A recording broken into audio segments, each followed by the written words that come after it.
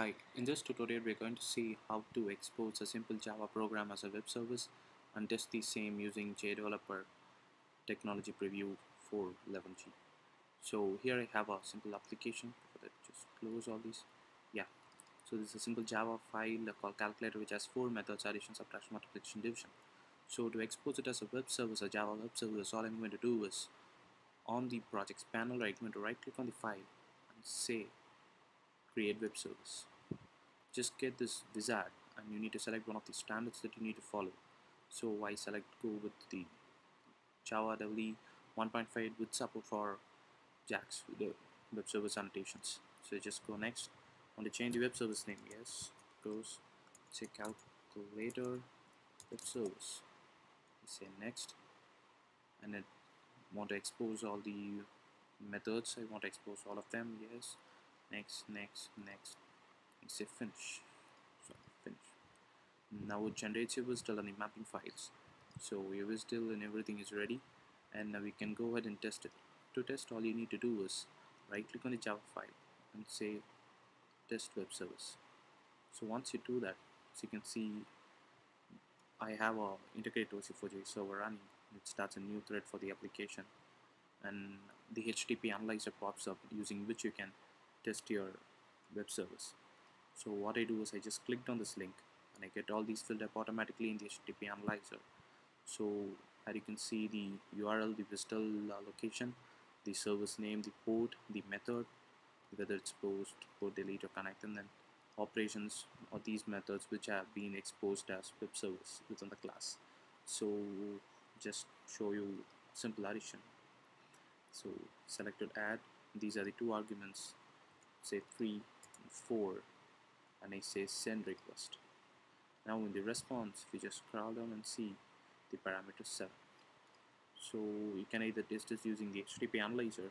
If you want to test it using your browser, you can just copy this link, copy it, and open the browser, new tab, say enter. You get a client to test the web service. So here you can pass the values. I can say 1 plus 2, it's subtraction. Okay, I'll change it to multiplication. So it's 3 into 4 is equal to 12. You can either show it in the raw XML or a formatted XML, which is pretty neat. So this is how we test it, and I would always prefer the HTTP analyzer because most of the time I deploy to a standalone server, so I can't use HTTP analyzer to test that. So I can obviously use it, but most of the time it's pretty easy to test it using the browser. So this is how you test it. And one more thing which I like to show is, so you can see here instead of noted, you don't get the same margin names.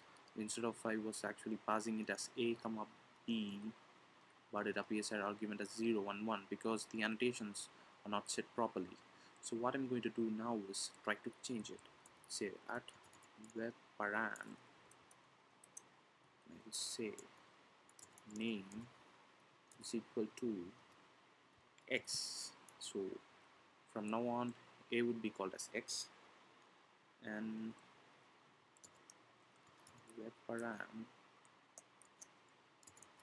name is equal to y. So it is y. Just forgot the double quotes over here. Sorry about that. So just for the addition method which we have,